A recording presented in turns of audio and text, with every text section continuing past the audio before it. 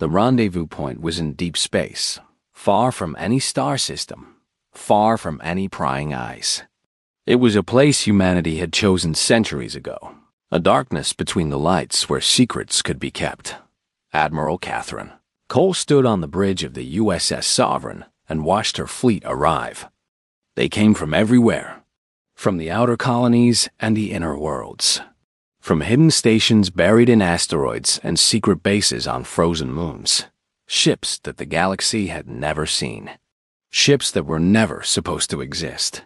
300 vessels. Confirmed, Commander Daniel Shaw reported, his eyes fixed on the tactical display. 400. 500. The numbers kept climbing. Captain Lisa Monroe's destroyer, the USS Nightfall, was among the first to arrive. She had been patrolling the outer rim when the call came, pretending to be a simple escort for merchant ships. Now her true weapons were armed, and her crew was ready for war. "Nightfall reporting in," she transmitted. "All systems operational. Crew is eager, Admiral." Cole smiled slightly. "Patience, Captain. We move together, or not at all." More ships arrived. The carrier group led by the USS Sentinel, the dreadnought USS Harbinger under Captain George Palmer, a massive vessel that could crack a planet's crust with a single volley. Fighter squadrons launched from hidden carriers, their pilots finally able to fly without pretending to be civilians. Lieutenant Marcus Grant led the 77th Fighter Squadron, known in secret circles as the Reapers. He was young, only 32, but he had trained for this his entire life. His father had trained for it too, and his grandfather before that. 3 generations of warriors waiting for the day they would finally be needed. "Reapers checking in," Marcus transmitted. 24 fighters, all green. "Just point us at the enemy, Admiral." General Patricia Webb arrived on a troop transport with 40,000 Marines. They were the finest ground forces humanity had ever produced, trained in zero-gravity combat, planetary assault, and boarding operations. They had practiced on mock Varn vessels built from stolen blueprints. They knew exactly how to fight the enemy. "Ground forces ready," Webb reported. Her voice was calm, professional. "My people have waited a long time for this, Admiral." "So have we all," Cole replied. By the end of the first day, over 2,000 ships had assembled.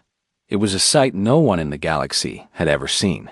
Human warships stretched across space like an ocean of steel and fire. Their running lights blinked in the darkness, a constellation of war. Cole called a command meeting aboard the Sovereign. The senior officers gathered in the war room, their faces serious but eager. "Before we begin," Cole said, "I want to explain something. Some of you are young. Some of you have only known peace. You might wonder why we hid for so long, why we pretended to be weak." She activated a holographic display. It showed images of fallen civilizations, ruins of once great empires scattered across the galaxy. The Gandari had a fleet of 500 ships. They showed them off proudly. The Varn Dominion destroyed them in a single campaign. She changed the image. The Morvith developed weapons that could pierce any shield. They announced it to the galaxy. 3 species allied against them and wiped them out. She looked at her officers, one by one. Power attracts enemies. The moment you reveal your strength, everyone who fears you becomes your enemy. So our ancestors made a choice. They would build in secret. They would train in silence. They would smile at the galaxy while sharpening their swords in the dark. Commander Shaw stepped forward. "For 80 years, we collected intelligence on every major power. We know their weaknesses, their tactics, their supply lines. The Varax think they are superior, but we know things about their ships that even their own engineers don't understand." He pulled up technical data on Varn vessels. Their shields have a frequency gap in the lower bands.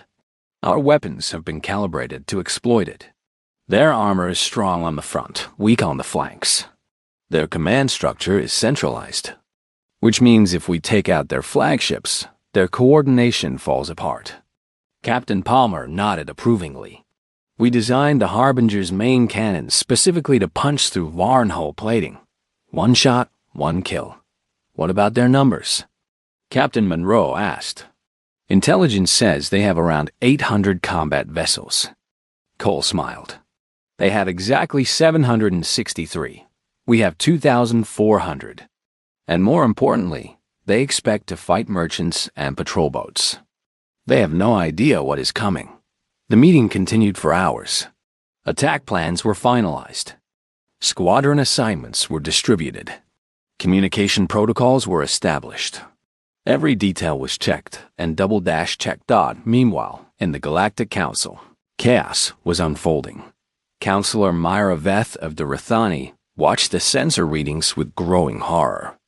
She had tried to warn the Varax. 3 weeks ago, she had requested a private meeting with High Arbiter Zithuk. You should not threaten the humans, she had told him. There is something wrong about them. No species stays that peaceful without a reason. They are hiding something, Zethek had laughed at her. They are herd animals playing at civilization. They have no warriors. They have no fleet. They will surrender because they have no choice. Now, looking at the flood of human warships appearing. On the border, Miraveth wished she had pushed harder. 2,000 ships, her aide whispered. Where did they come from? They were always there, Myra said softly. We just never looked close enough. Back at the rendezvous point, Admiral Cole addressed the entire fleet. A voice carried across. Thousands of ships, reaching millions of crew members who had waited their whole lives for this moment. For 80 years, we smiled while others laughed at us. We traded while others built empires. We kept the peace while others sharpened their weapons. Many of you wondered if we were cowards. Many of you wondered if humanity had forgotten how to fight. She paused, letting her words sink in. Today, the galaxy learns the truth. We are not peaceful because we are weak. We are peaceful because we are so strong that war is never necessary. But the Varax have forced our hand. They threatened our families. They threatened our children. They thought we would negotiate. She stood tall, her silver hair catching the light. They were wrong. Today, we show the galaxy what humanity is truly capable of. Today, we remind the universe why Earth was called a death world. Today, we answer with fire. The fleet erupted in cheers. On 2,000 ships, millions of humans shouted their approval. The sound was deafening, triumphant, unstoppable. Cole turned to her navigation officer. Set coordinates for the Varn border. All ships. Coordinates locked, Admiral. She looked at the stars one last time, at the darkness that had hidden them for so long. Jump. 2,400 warships vanished in a flash of light, leaving nothing but empty space behind. The wolves were hunting. The Varn homeworld of Korath had never known fear. For 1,000 years, the Varax had been conquerors. They had crushed civilizations, built their empire on the bones of lesser species, and ruled their sector with absolute power. No enemy had ever reached their skies. Until now, High Arbiter Zethuk stood in his palace, watching the sky through a massive window. The human fleet had arrived 2 hours ago. 2,000 warships hung in orbit, their weapons pointed at the planet below. They had not fired a single shot. They did not need to. Their presence alone was enough. They could destroy us, his advisor whispered. One command, and our entire civilization ends. Zethuk said nothing. His arrogance had brought them here. His certainty that humans were weak had cost them their fleet, their pride, and perhaps their future. Now he could only wait. A communication signal chimed. An incoming message from the human flagship. Put it through, Zethuk ordered. Admiral Catherine Cole appeared on the screen. She looked calm, almost peaceful. Behind her, the bridge of the Sovereign was quiet and professional. No cheering, no mocking. Just discipline. High Arbiter Zethuk, Cole said. I believe we have matters to discuss. Zethuk forced himself to stand tall. You have come to destroy us. Finish it then. The Varax do not beg. If I wanted to destroy you, your planet would already be burning. Cole's voice was even, without anger or satisfaction. I am here to negotiate. The word hit Zethek like a blow. Negotiate. The very thing he had mocked the humans for. What do you want? 3 things. First, the colonies of New Haven, Prosperity, and Eden's Gate remain human. Permanently.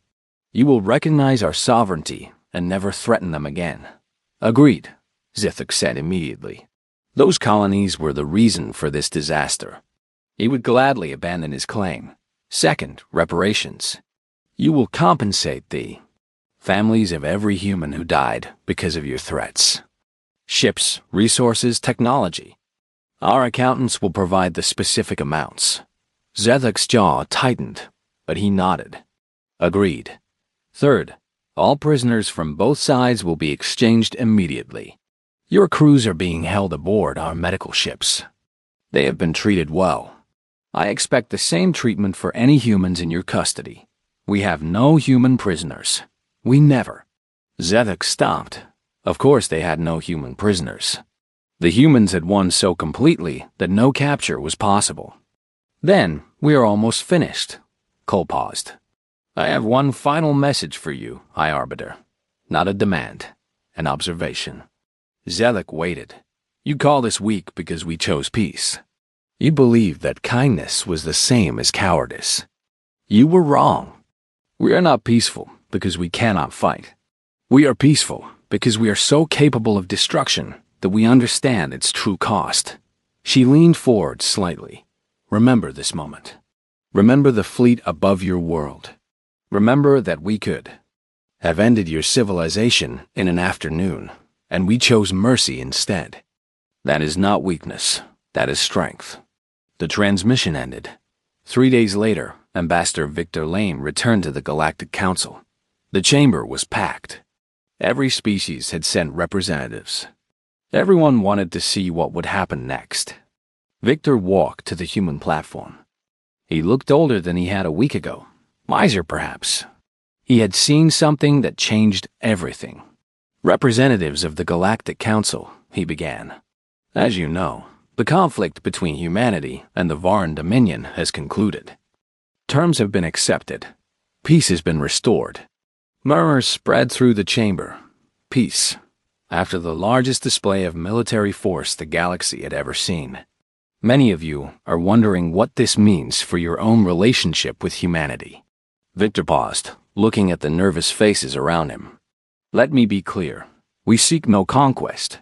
We claim no new territory. We have no interest in empire. The relief in the chamber was almost visible. But understand this. We will never again be threatened. We will never again be mocked. We will never again watch as others plan the destruction of our people while the galaxy stands by and does nothing. His voice hardened. You all saw what we are capable of. You saw the fleet we kept hidden for 80 years. You saw how quickly we crushed those who threatened us. Remember it. Because if anyone else thinks humanity is an easy target, they will receive the same answer the Varaks did. He softened his tone. We prefer friendship. We prefer trade. We prefer cooperation. Our door is open to any species that approaches us with respect and good faith. But our patience for bullies and conquerors is finished. The age of humanity being underestimated is over. He sat down. The chamber was silent. Councilor Mira Veth of the Rithani was the first to move. She crossed the floor and extended her hand toward Victor Lane, the traditional gesture of alliance. The Rithani offer our friendship, she said. We should have stood with you before. We will not make that mistake again. Other species followed. The Korvax, the Morthians, the Velthani. One by one, they came to the human platform, offering trade agreements, mutual defense pacts, cultural exchanges. The very species that had ignored humanity for decades were now eager to be allies. Victor accepted each offer with grace. This was what he had always wanted. Peace through respect. Understanding through strength. On the bridge of the Sovereign, Admiral Catherine Cole watched the diplomatic proceedings through long-range sensors. She allowed herself a small smile. It worked, Commander Shaw said quietly. They're terrified of us now. Fear fades, Cole replied.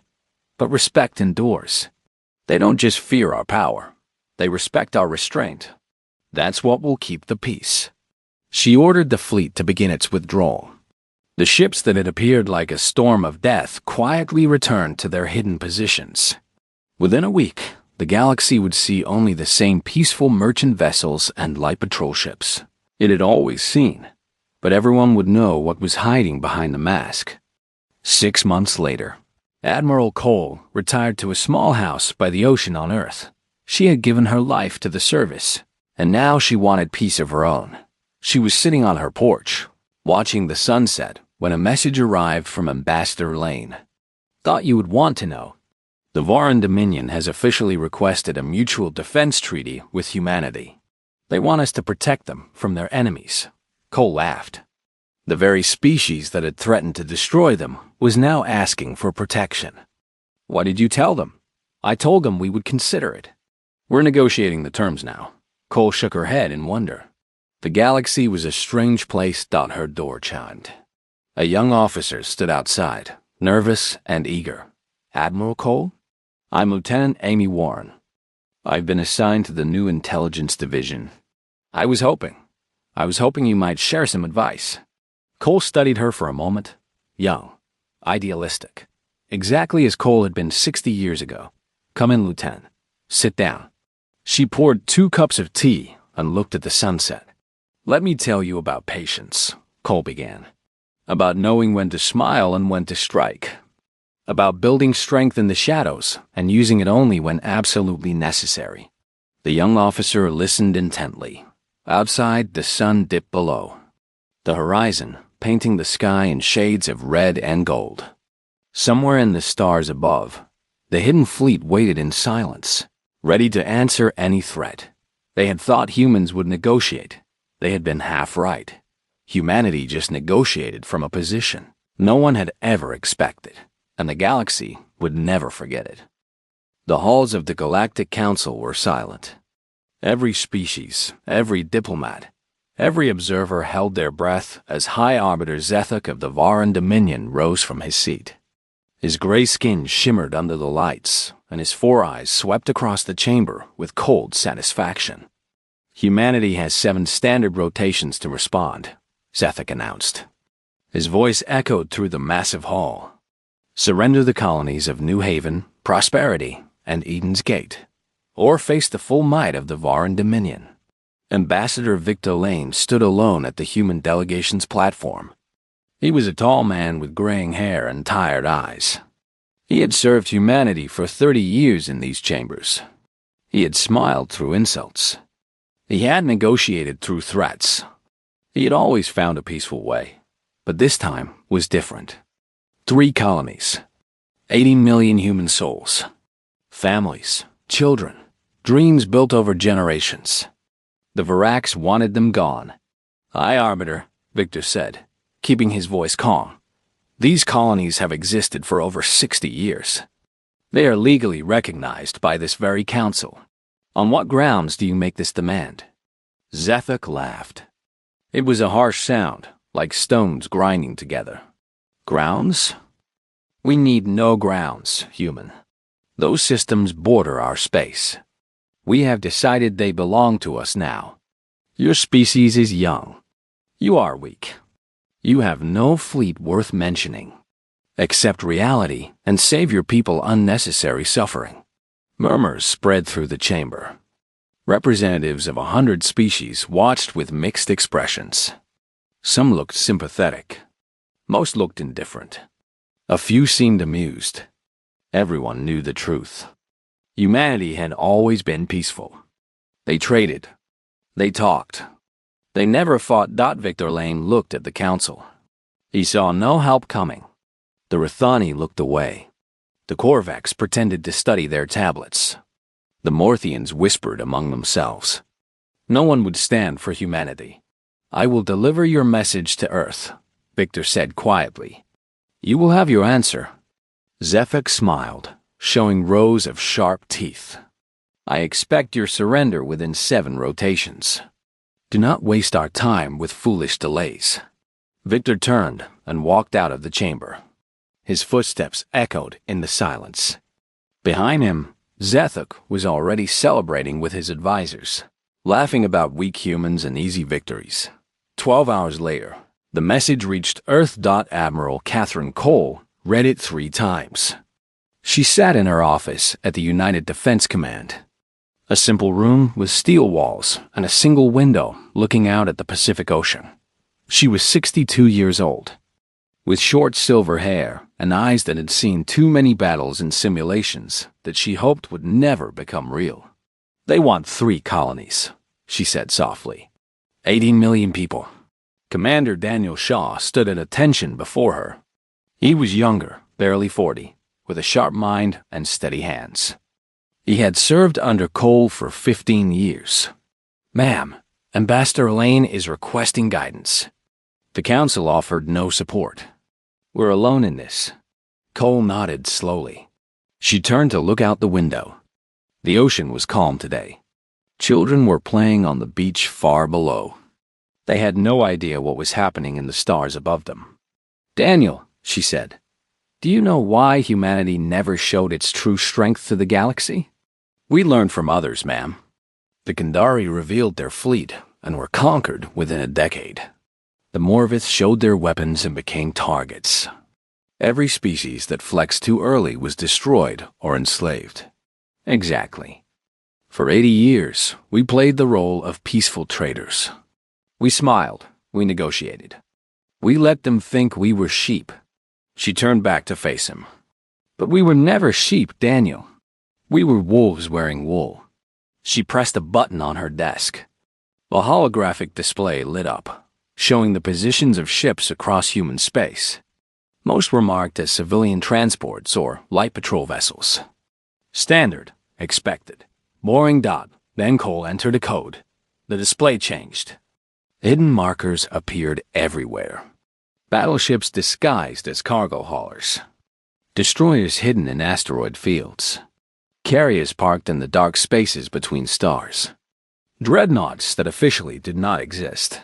Daniel Shaw had seen the classified reports, but seeing it all together still made his heart race. 2,400 warships, Cole said. 12 Omega-class planet crackers that the galaxy thinks we scrapped 20 years ago. 40 carrier groups. And crews that have trained in secret for 3 generations. "The largest fleet in the galaxy," Daniel whispered. "By a significant margin." Cole's expression hardened. "The Varax think we're weak because we chose peace. They mistake kindness for cowardice. That ends today." She pressed another button.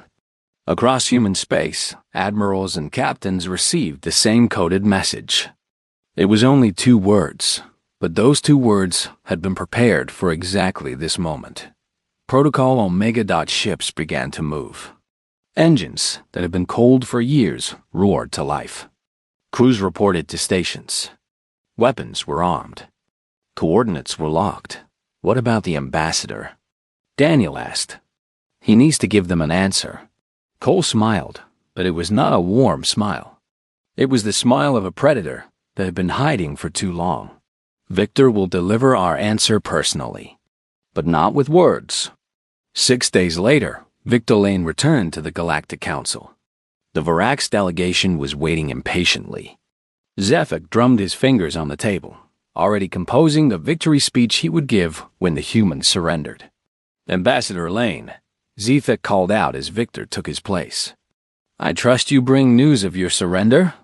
You still have 1 rotation remaining, but I appreciate your eagerness to end this peacefully." Victor looked at the High Arbiter. For the first time in 30 years, he did not smile. "High Arbiter Zethek," he said, his voice filling the chamber. "You demanded an answer from humanity. You threatened our colonies. You called us weak." Zethek's eyes narrowed. "Get to the point, human." "Very well." Victor pressed a button on his console. A massive holographic display appeared above the council floor. It showed a region of space near the Varm border. For a moment, there was nothing unusual. Empty space, distant stars, standard traffic.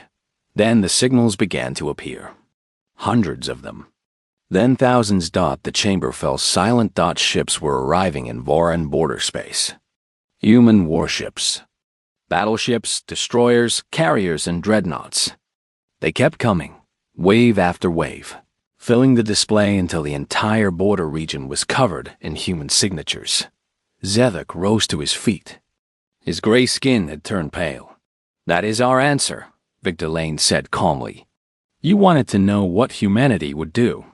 Now you know. We do not negotiate with those who threaten our children. We do not surrender our people. And we are not weak." He turned to face the stunned council. "You all watched and did nothing. Remember this moment.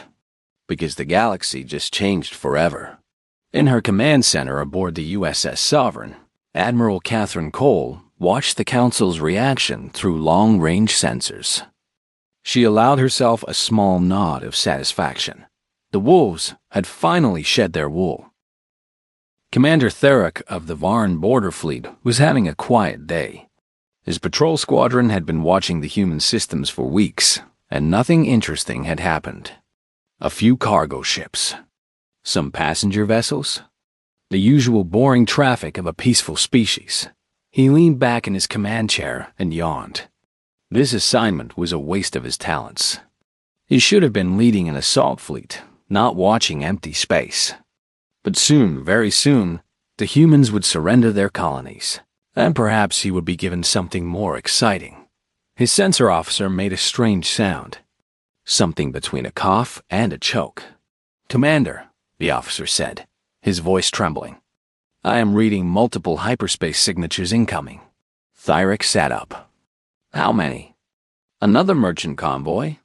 The officer's 4 eyes were wide with fear. "Commander, I am reading over 2,000 signatures." Theric laughed. "Your sensors are malfunctioning.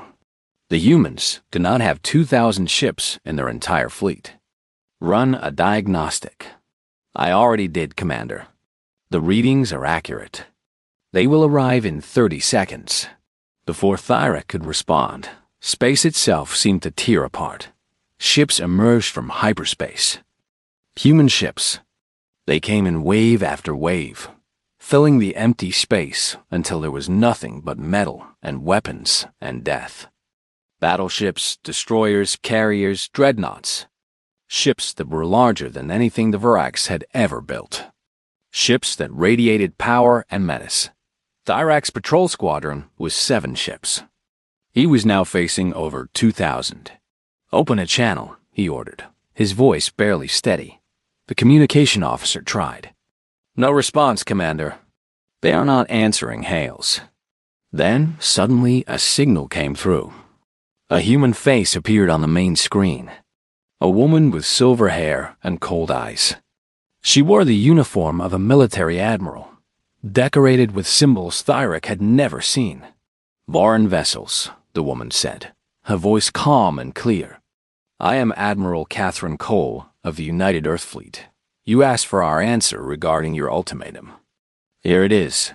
The transmission ended. Theric looked at his tactical display. The human fleet was not moving.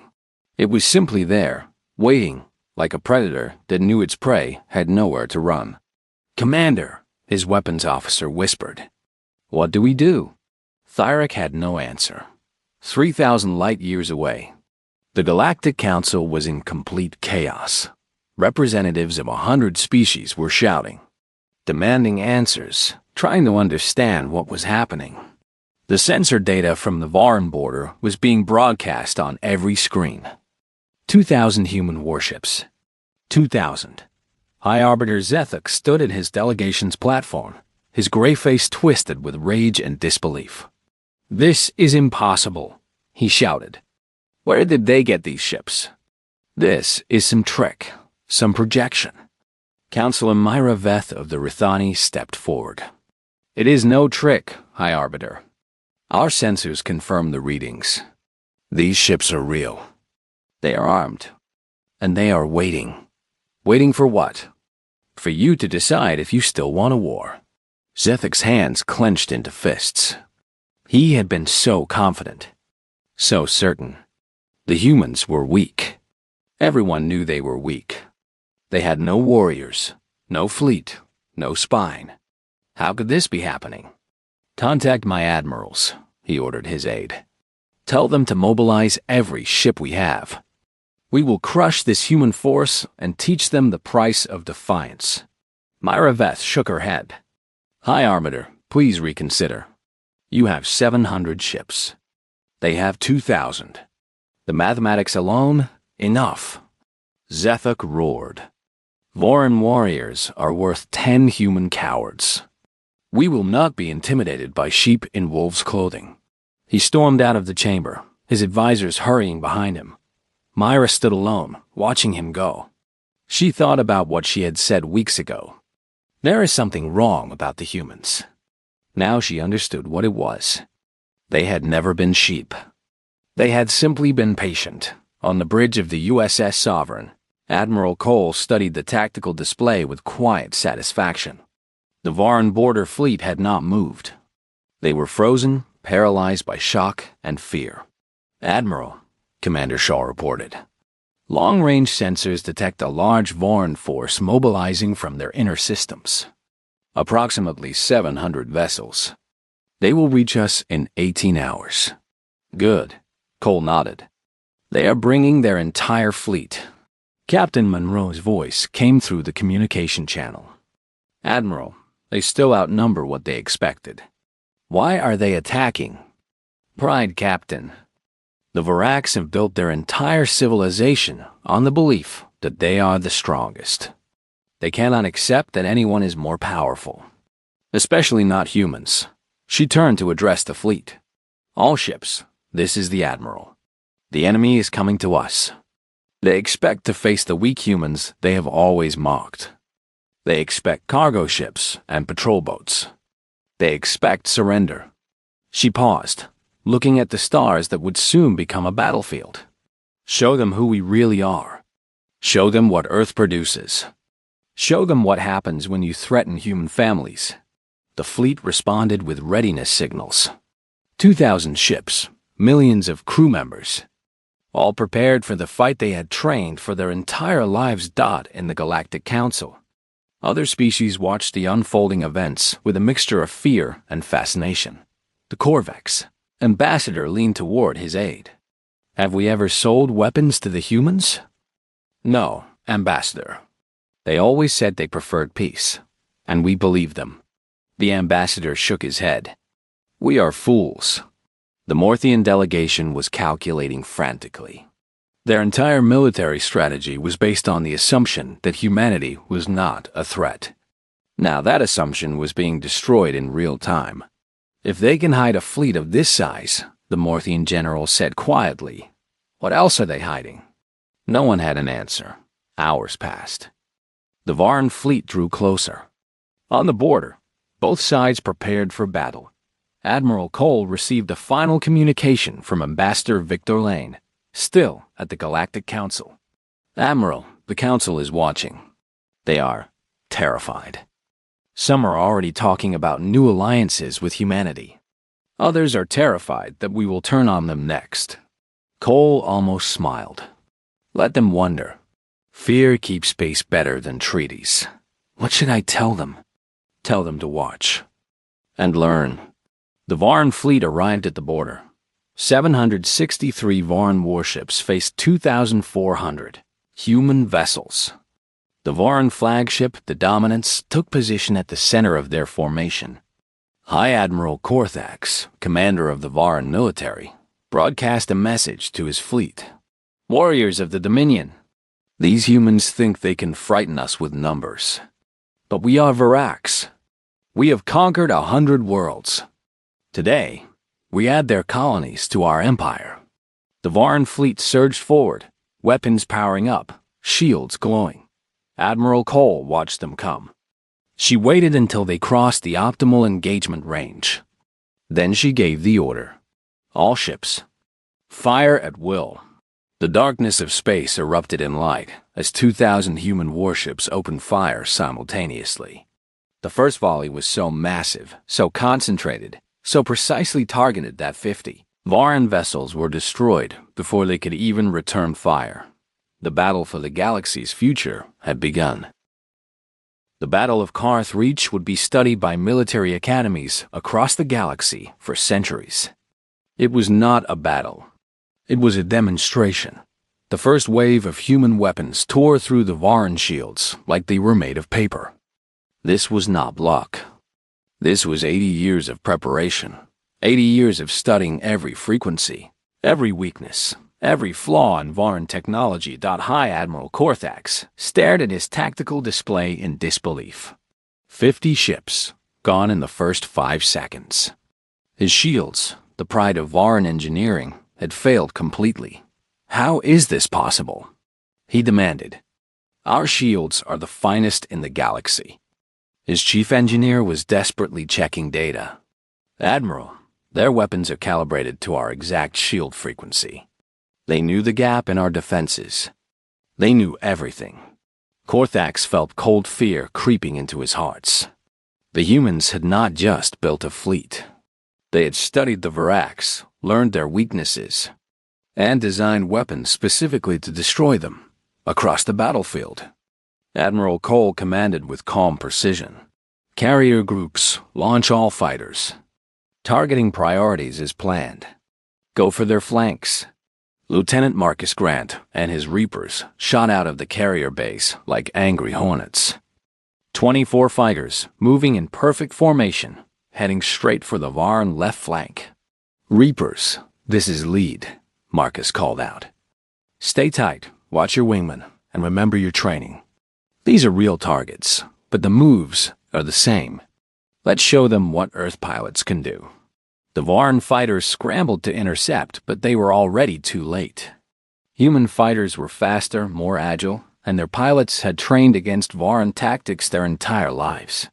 The engagement was over in minutes. Marcus alone accounted for 7 kills before the enemy broke formation and fled. Reaper lead to Sovereign. Enemy fighters neutralized. Moving to secondary targets. Acknowledged, Reaper lead. Excellent work. Captain Lisa Monroe pushed the Nightfall through the chaos of battle. Her destroyer was small compared to the dreadnoughts, but it was fast and deadly. She spotted a human cruiser, the Portland, taking heavy fire from 3 Varan ships. Helm, intercept course. Weapons, target those 3 vessels. Captain, will be exposed. Do it. The Nightfall sliced between the attackers and the wounded Portland, drawing their fire. Monroe gripped her armrest as the ship shuddered under the assault. But her crew was ready. 3 precise shots, 3 explosions, and the attackers were gone. Portland, this is Nightfall. Get to the rear and repair. We'll cover you. Thank you, Nightfall. We owe you one. Monroe allowed herself a brief smile. No human ship would be left behind. Not today. Not ever. The Varan formation was crumbling. Human ships worked together with perfect coordination, covering each other, exploiting weaknesses, pressing every advantage. The Varax fought bravely, but bravery was not enough against an enemy that knew every move before it was made. Marcus Grant spotted the Varan flagship, the Dominance, at the center of the enemy formation. It was massive, heavily armored, bristling with weapons. It was also the command center for the entire Varan fleet. Reaper lead to Sovereign. I have eyes on the enemy flagship. Requesting permission for a strike run. Admiral Cole considered for a moment. It was risky. The flagship was surrounded by defenders. But if they could cripple it, the Varan coordination would collapse. Permission granted. Reaper lead. Good hunting. Marcus gathered his squadron. 18 fighters remained from the original 24. Enough. Reapers, we're going for the big one. Full speed, straight through their screen. Target the engines. If we cut their power, this battle is over. They dove toward the Dominance, weaving through defensive fire, dodging debris from destroyed ships. 3 more Reapers were hit, their pilots ejecting into space, but the rest kept going. Marcus lined up his shot. The flagship's main engines were right in front of him, massive exhaust ports glowing with power. He squeezed the trigger and sent a volley of plasma torpedoes directly into the core. The explosion was spectacular. The Dominance lurched, its engines dying, its lights flickering. Across the Varan fleet, ships lost their coordination as orders stopped coming. Reaper lead to Sovereign. Target disabled. Enemy flagship is dead in the water. Admiral Cole nodded with satisfaction. All ships, press the attack. Finish this. The human fleet surged forward. Without their flagship, the Varax had no central command, no coordinated defense. Ships fought individually, making them easy targets for the organized human squadrons. Captain George Palmer brought the dreadnought Harbinger into position. His ship had been designed for one purpose: to kill Varan vessels. Now he finally got to prove it. Main cannon. Target the heavy cruiser at coordinate 774. The Harbinger's primary weapon was a lance of concentrated energy that could punch through a mountain. It fired once. The Varan cruiser exploded from bow to stern. Next target, Palmer ordered. His crew was already loading the next shot. General Patricia Webb watched from her transport, her Marines ready for boarding operations. When a Varan command station tried to surrender, she led the assault personally. Her Marines breached the station with precision and speed. They moved through the corridors like ghosts, neutralizing resistance without unnecessary casualties. When they reached the command center, they found the Varan officers huddled in fear. On the ground, Webb ordered, "You are now prisoners of the United Earth military. You will be treated according to the laws of war. No harm will come to you if you cooperate." The Varax complied. They had expected humans to slaughter them. Instead, they were given water and medical attention for their wounded. Why? One officer asked, "Why are you not killing us?" Webb looked at him with something close to pity. "Because we are not you." 3 hours after the first shot was fired, the battle was over. 471 Varan ships were destroyed. 162 had surrendered. The rest had fled in disarray, their crews spreading panic through every system they passed. Human losses were 37 ships. Most of the crews have been rescued. Admiral Cole ordered a ceasefire. Varan escape pods were collected. Wounded enemies were given medical care. Prisoners were treated with dignity. High Admiral Korthax was found aboard the crippled Dominance, wounded but alive. He was brought before Admiral Cole in chains. "You have destroyed us," he said, his voice hollow. "Why do you not finish it? Why do you not press your advantage and conquer our homeworld?" Cole looked at him for a long moment. "Because we came to protect our people, not to commit genocide. You threatened our colonies. We answered. The lesson is delivered." She turned to Commander Shaw. "Let them go. Admiral, release the escape pods and damaged ships. Let them return to Varan space. Let them tell everyone what happened here." Korthax stared at her in disbelief. "You are letting us go? After all this?" Cole leaned close. "I want every species in this galaxy to know what happens when you threaten human families. I want them to see your survivors limping home. I want them to understand that we could have destroyed you completely, and we chose not to. Fear of our power will keep the peace. Fear and the memory of this day." She straightened. "Now go. And pray that we never have this conversation again." The Varan survivors fled toward their homeworld. Behind them, the human fleet remained in perfect formation, a silent warning written across the stars. The battle was over, but the message had only begun to spread.